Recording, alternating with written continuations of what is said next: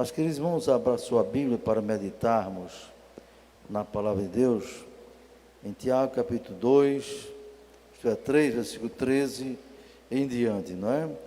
E eu estou me valendo do esboço que Deus me deu já há muito tempo, mas muito rico, não é? Aqui vocês veem, meus irmãos, que o apóstolo diz: quem dentre vós é sábio e entendido?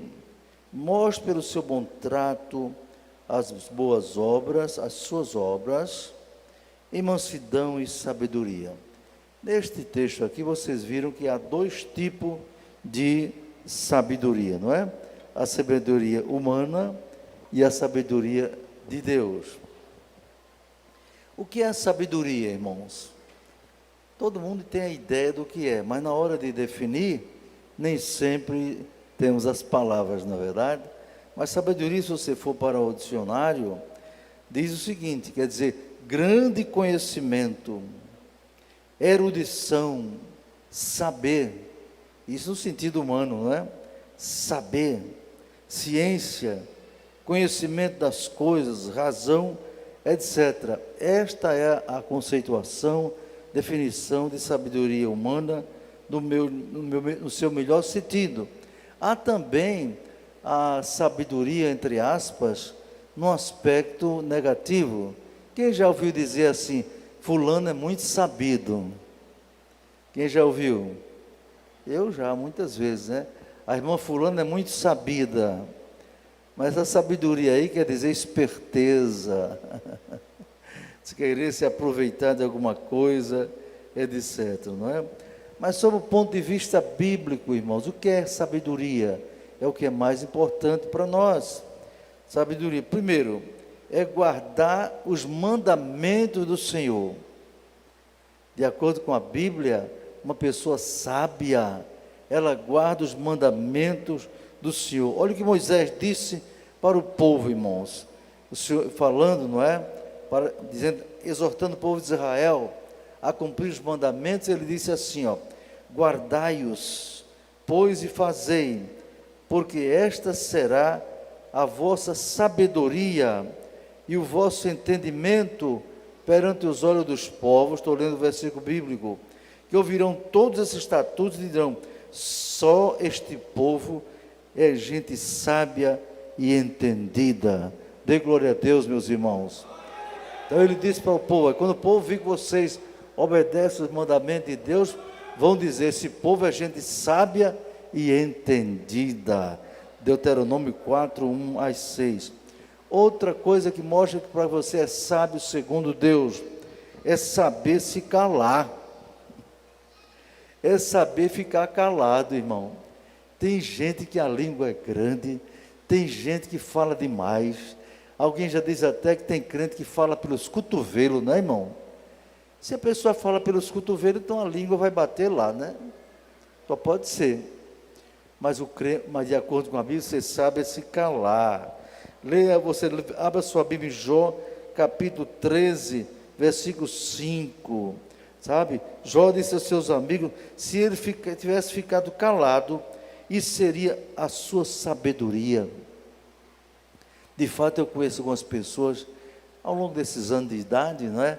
De ministério, que falam demais. Falam demais, meus irmãos. Há poucos dias eu aconselhei não é? Disse: irmão, olhe, tenha cuidado com o que você diz, porque você diz uma coisa aqui, alguém ouve e distorce, aumenta e complica a sua vida. É mesmo, né, pastor? Rapaz, procura ficar calado, procura falar menos. Olha o que diz Provérbios 17, 28. Até o tolo, olha só que coisa linda, até o tolo, quando se cala, é considerado sábio. O tolo, quando se cala, viu? E o que fechar a sua boca é visto como sábio. Provérbios 17, 28. Isso é sabedoria, irmão, sabedoria de Deus. Então, aqui lá no mundo, sábio é quem estudou muito, fez mestrado, doutorado, etc. Para Deus, não. Outra coisa, sábio é temer a Deus. Temer a Deus, viu? No livro de Jó está escrito: mas disse ao homem: é isso que o temor do Senhor, olha aí, é a sabedoria, e o apartar-se do mal, a inteligência. Eu pretendo escrever um livro cujo título é A Inteligência Espiritual. Se Deus quiser, vou escrever esse livro, mostrar a diferença entre a inteligência espiritual e os 7 tipos de inteligência que tem por aí, não é? A inteligência espiritual, se Deus quiser, viu? Aqui está a inteligência espiritual, não é? O temor do Senhor é sabedoria. Apartar-se do mal é inteligência. Jó 28, 28. Para Deus sabe aquele que teme ao Senhor, meu irmão. Ou seja, temer a Deus não é ter medo de Deus, não. Não, Senhor. Se Deus é amor, São João diz que o amor supera o medo, não é? Então você não pode ter medo de Deus. Temor de Deus quer dizer uma reverência profunda, respeito profundo a Deus. Você não faz nada que desagrade a Deus, porque você teme a Deus. Não é verdade, meus irmãos? Isso é muito bom. Diz ainda em Provérbios 9 e 10, o temor do Senhor é o princípio da sabedoria, e a ciência do santo, a prudência. Já pensou, irmãos? A Bíblia tem ensino para a vida, para saber viver bem em todo lugar, em todo tempo. Quantos crentes fazem besteira, não é? Criam tanto problema, por quê? Falta de sabedoria de Deus. Em quarto lugar, ser sábio, sabedoria é o dom do Espírito Santo. É dom do Espírito Santo. Lá em 1 Coríntios capítulo 12, você vê os 9 tipos de dons. E dentre eles o Espírito dá, diz que o Espírito dá a cada um como ele quer, para o que for útil. Aí tem o dom da sabedoria, não é? Tem o dom da ciência, tem dom de profecia, de línguas, interpretação de línguas, etc. Então sabedoria é dom do Espírito Santo também, não é? Glória a Deus, é algo muito importante, porque a sabedoria espiritual é parte da sabedoria de Deus, que Ele dá ao homem. Me lembro de uma senhora muito simples, muito humilde, não é? Lá em Natal, ela ia subindo aquela ladeira chamada Ladeira do Baldo, né? Muito pobre, de chinelo nos pés. Aí um engraçadinho disse, lá vem aquela crente, aquela que, vamos ver o que ela vai dizer. Ela foi passando, aí o sujeito disse, ei minha senhora, a senhora é daquela igreja que o Espírito Santo baixa, não é? Não, senhor, ele já está lá. O camarada disse, rapaz, você viu a resposta dela? Eu pensei que ia pegar ela respondeu na bucha. Isso é sabedoria de Deus, não é verdade? Então, irmãos, o que é uma pessoa sábia, inteligente, segundo a Bíblia? Aí a gente entra no texto aqui, no versículo 13. Sábio é aquele que mostra pelo seu bom trato as suas obras em mansidão de sabedoria. Então, sábio inteligente, de acordo com o versículo 13 aqui, é aquele que tem bom trato, irmão. O que é ter bom trato? Todo mundo já deve entender, não é? É aquele que tem bom procedimento, bons modos, boas maneiras de se relacionar com os outros. É uma qualidade importante, irmão, para os nossos dias. É ver pessoas de bom trato, que sabem tratar todo mundo, seja pessoa rica, seja pessoa pobre, seja pessoa sábia, seja pessoa ignorante, não é? O crente tem que ser bem educado. E educação, irmão, não quer dizer ter curso, não. Viu? Eu vivi o curso primário da minha época, curso ginasial, curso científico, que hoje seria curso médio, não é?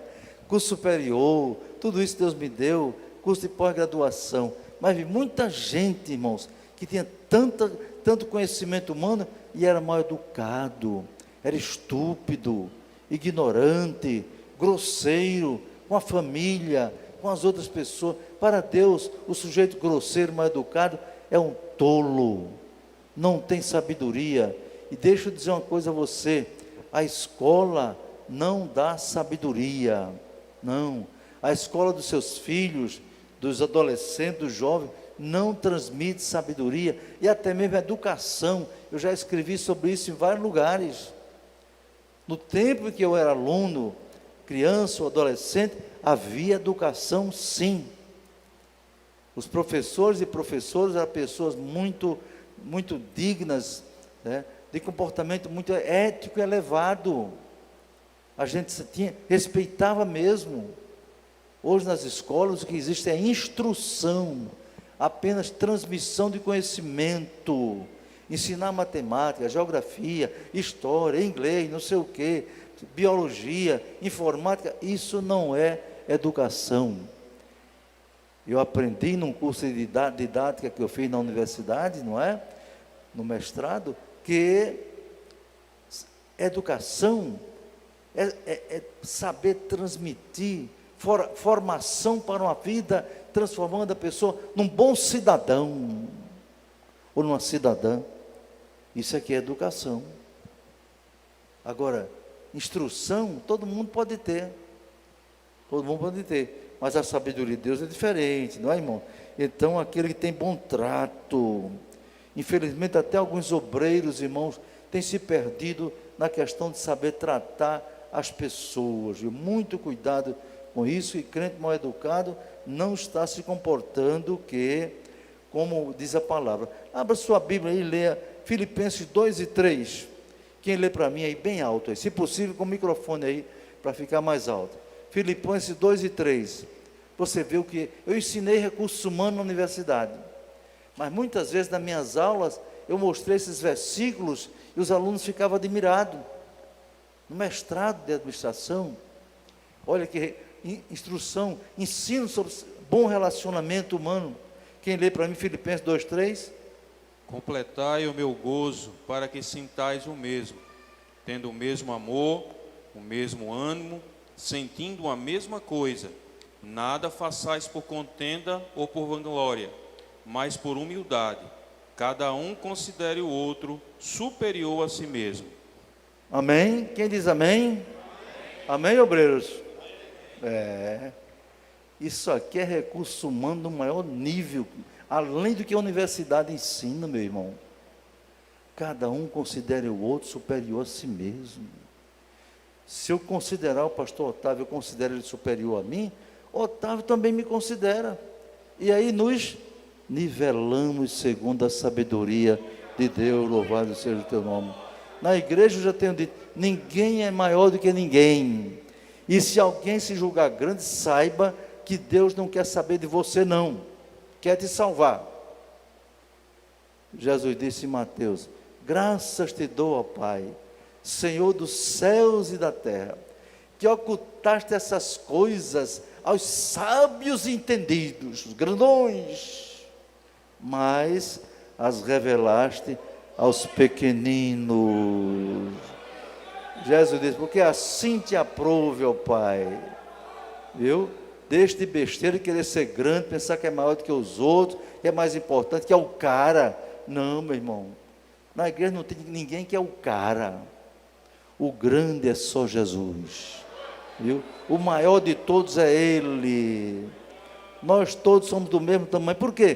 Custamos o mesmo preço, o mesmo sangue que nos lavou, entendeu? Temos o mesmo Senhor, o mesmo Pai. Como é que eu vou me considerar superior a ninguém? Eu conheci um pastor, homem de Deus, irmãos, mas ele cometia um pecado. Não era pecado para a morte, viu? Não era pecado para a morte, não. Mas era um pecado que não era para a morte, mas que Deus não aprovava. Quando ele estava na igreja, aí apresentava um irmão do interior, seu vestidozinho simples, de sandália japonesa. A igreja quer receber nossa irmã, diga amém, amém. Aí quando apresentava um homem com paletó bem vestido, um relógio bonito, um anel no dedo, vamos receber o nosso irmão. Seja bem-vindo em nome de Jesus. O irmão ficou tão longe. Isso é acepção de pessoas. Porque só com aquele que está bem vestido ficou longe, e a pozinha da irmã que está aqui não merece uma referência. Outra coisa que ele fazia, quando alguém era um obreiro importante, não é? Ou mesmo eu já não era importante, mas eu ia falar com ele, ele me ouvia no final do culto. Né? Pois não, não, não. Quando ele saía, ele tinha vontade de sair de logo, ir correndo para ir para casa. Aí me lembro que uma vez eu fiquei assim, observando. Uma pobrezinha de uma irmã chegou para ele, pastor, eu queria falar com o senhor. Ele já ia com a Bíblia aqui debaixo do braço. Pastor, eu queria falar com o senhor. Ele virou para trás e disse, diga logo, irmão, diga logo que eu não tenho tempo não. Que é isso? Isso é pecado. Só que não é um pecado para a morte, mas Deus não aprova e é possível que ele perca uma parte do seu galardão. Por isso, irmãos, cada um considera os outros superiores a si mesmo. Dê glória a Deus por isto. Eu citava isso na universidade, eles ficavam admirados, mas que coisa, não é? Relações humanas na Bíblia, coisa linda, não é? Outra coisa, sábio e inteligente na Bíblia é aquele que tem obras de mansidão e sabedoria. Está no versículo 13, a parte B. Mostre pelo seu bom trato as obras de mansidão, de sabedoria. Obra de mansidão, irmão. O crente tem que ser manso. Leia aí comigo, leia aí para Mateus 11, 28 a 30, quem pode ler. Está com o microfone, não é, Jéssica? Por favor, seja o leitor esta noite aí, porque você tem facilidade de abrir a Bíblia aí. Mateus 11, 28 a 30. Escute e medite. Abra sua Bíblia e risca aí. Vinde a mim todos que estáis cansados e oprimidos, e eu vos aliviarei. Tomai sobre vós o meu jugo, e aprendei de mim, que sou manso e humilde de coração, e encontrareis descanso para as vossas almas. Amém? Quem quer descanso para a alma? Levanta a mão assim. Eu quero. Descanso para a alma quer dizer paz de espírito, tranquilidade, não viver ansioso, não é? Meus irmãos, segundo as estatísticas, as informações por aí, o século atual está sendo o século do desespero, século da ansiedade. Nunca os hospitais psiquiátricos estiveram tão cheios de gente, sabe por quê? Falta paz no coração, falta tranquilidade na alma. Mas o Mestre Jesus, na escola dele, ele tem um curso que eu chamo de o curso da mansidão e da humildade. Tem vaga para todo mundo e não paga nada, é de graça. Só requer uma coisa: submissão, obediência e respeito à palavra de Deus. Aprendei de mim, que sou manso e humilde de coração, e encontrareis descanso para vossas almas. Dê glória a Deus por isto, não é, irmão? É muito importante. Aquele que tem obra de mansidão, viu, irmãos? Crente não é para ser brabo, não. De acordo com a corrente da psicologia que eu aceito, diz que tem os temperamentos, né? Temperamento é a maneira de ser da pessoa e tal, de se comportar, de reagir às diversas situações. Aí tem o temperamento colérico, é a pessoa muito, muito agitada, muito agressiva, onde ele chega todo mundo já sabe que ele está ali. Tem o sanguíneo, que é abaixo dele, em termos de dinamismo, etc. Nada disso é defeito. Todo temperamento tem virtude e tem seus defeitos. Aí depois tem o fleumático. Fleumático vem de uma palavra que quer dizer fleuma, e quer dizer calma, não é? A pessoa que tem um temperamento fleumático, a gente identifica assim, sabe? Vai conhecendo um pouco os irmãos, vai vendo quem é fleumático, viu? É aquele que parece que o corinho dele é calmo, sereno e tranquilo. A vida dele é assim, não se aborrece com nada, com ninguém. O colérico é diferente. Se você pisar num pé dele, meu irmão, se ele não estiver cheio da graça, é capaz dele dar um murro em você. Mesmo crente, viu? Tenha cuidado. O sanguíneo, sangue só para a cabeça também. Eu sou sanguíneo, mas também ninguém tem um temperamento só, viu? Eu sou sanguíneo e também sou fleumático, tenho calma. Você me conhece mais pela calma, não é? Mas ontem foi no meu gabinete um irmão, que eu lembrei, acho que o Otávio se lembra, pastor Otávio, lá na congregação do centro, que era a sede da igreja. Aqui estava no chão, na areia. E aquele irmão dirigia um trabalho, e ele mandou fazer um negócio lá, umas coisas, que eu, sem falar comigo, irmão, sem falar comigo. Ele inventou lá umas camisas, um negócio, você lembra, Otávio? Sem falar comigo. Aí eu liguei para ele, meus irmãos, aí não foi o Alinaldo calmo não, foi o Alinaldo sanguíneo, sabe? Disse, rapaz, como é que você faz um negócio sem falar comigo, rapaz? Ele quis justificar, você está errado, você está passando os pés pela mão. Aí aumentei minha voz, e ele quis se defender, eu bati o telefone, pá! Aí foi o Alinaldo que vocês não conhecem, né? E nem vai mais conhecer, que eu já estou saindo daqui. Graças a Deus. Aí, mas quando eu fui de noite, eu fui dormir, aí Deus me incomodou, irmão. Minha esposa, falecida, disse que eu pegava no sono em 5 minutos. Mas nessa noite, deu meia-noite, eu não consegui dormir. 1 hora, o Espírito de Deus mexendo comigo. Você não agiu como um cristão. Está vendo? Você gostaria que fizesse assim com você? Jesus, tem misericórdia. 2 da manhã, Jesus, me ajude a dormir, que eu vou pedir perdão a eles. Vou pedir perdão a ele. Foi como eu consegui dormir, meus irmãos. Viu? Deus falou no meu coração, você tem errado também, tem falhado. E você gostaria que eu lhe tratasse assim? Ai, Jesus. Só dormi quando pedi perdão a Deus e pedi que me desse o sono. Dormi poucas horas. E no domingo, na escola dominical, o pastor Otávio se lembra, eu disse, pastor Otávio, assuma aí está lembrado, né? Assuma aí a direção do trabalho. Aí eu disse, fiquei lá na frente, em pé, todo mundo admirado, né? Meu irmão, porque aí eu mandei um jovem chamar aquele irmão que dirigia o trabalho. O irmão veio, coitado, assim, todo desconfiado, pensando que eu ia chamar a atenção dele diante da igreja, né? Aí quando ele chegou, botei a mão no ombro dele e disse, fulano de tal, me perdoe, meu irmão. Aí ele começou a chorar, pastor, quem devia pedir perdão era eu. Não, meu irmão, eu errei. Não pelo que eu disse, né, que você fez errado, mas pela maneira de lhe tratar. Deus me chamou a atenção. Me perdoe. Tá certo? Tá, pastor, tá certo, me perdoe também. Irmão, sabe o que aconteceu? Nunca vi uma escola, o poder de Deus cair tão grande como naquele momento na escola. Parece que os crentes gostam disso, né, irmão? De ver o pastor pedindo perdão. Porque foi uma alegria, e teve gente que falou língua. Olha, irmão, a Bíblia diz que nós, pastores, devemos ser exemplo dos fiéis. O que é que a gente ensina aos irmãos? Se eles errarem, deve fazer o quê? Pedir perdão a Deus primeiro. Se foi para alguém, um irmão, uma irmã, ou alguém da família, pede perdão também, para ser exemplo. Mas tem pastor que não pede perdão não, meu irmão, pede não. Ele erra. Eu vi um dia, lá em Natal, eu vi um também que disse assim, eu sou assim mesmo.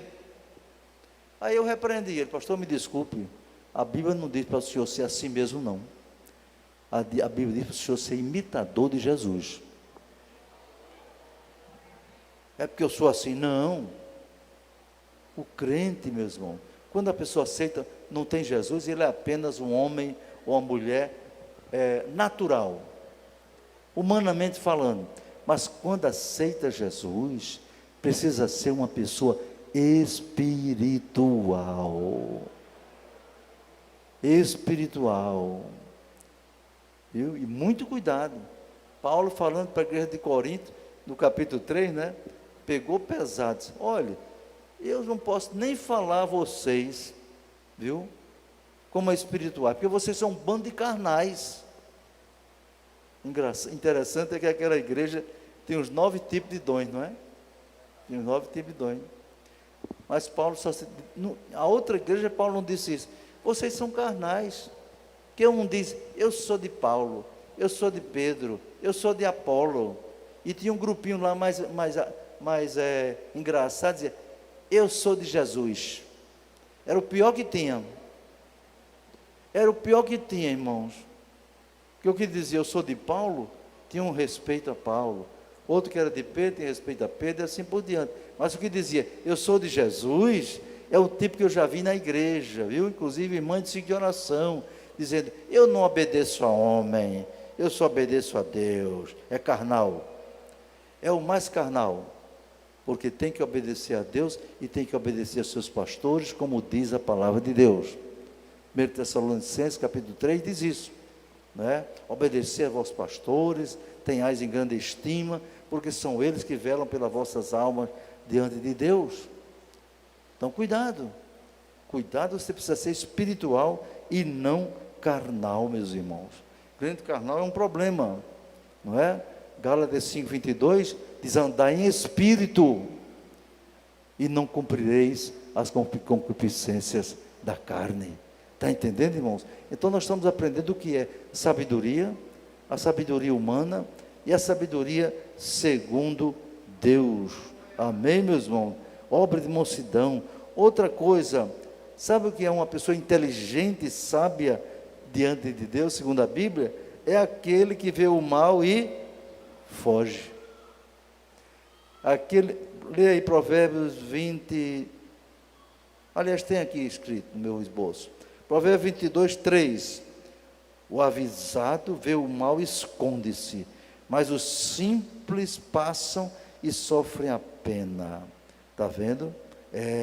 O jovem sábio é aquele que foge dos desejos da mocidade, os desejos ilícitos, não é?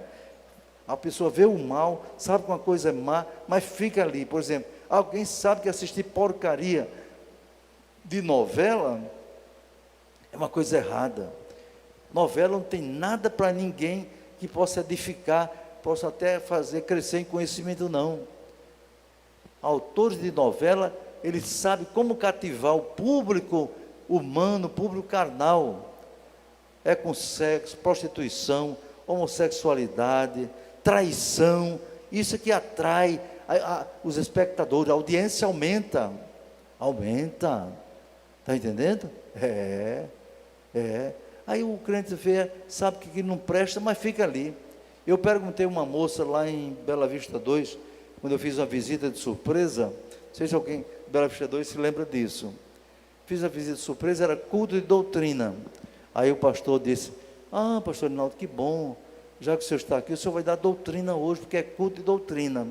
E eu dei o ensino, a doutrina, e não me lembro o assunto como era, mas me lembro que eu falei nisso. Tem aqui, quem é que assiste novela aqui? Estava cheia a igreja, graças a Deus. Sabe quem levantou a mão?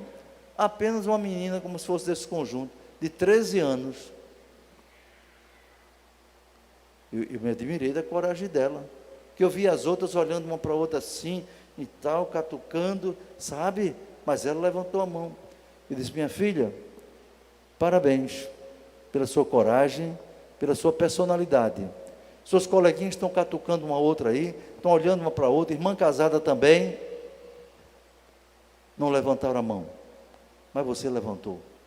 Agora, eu lhe pergunto, qual é a novela que você está assistindo agora?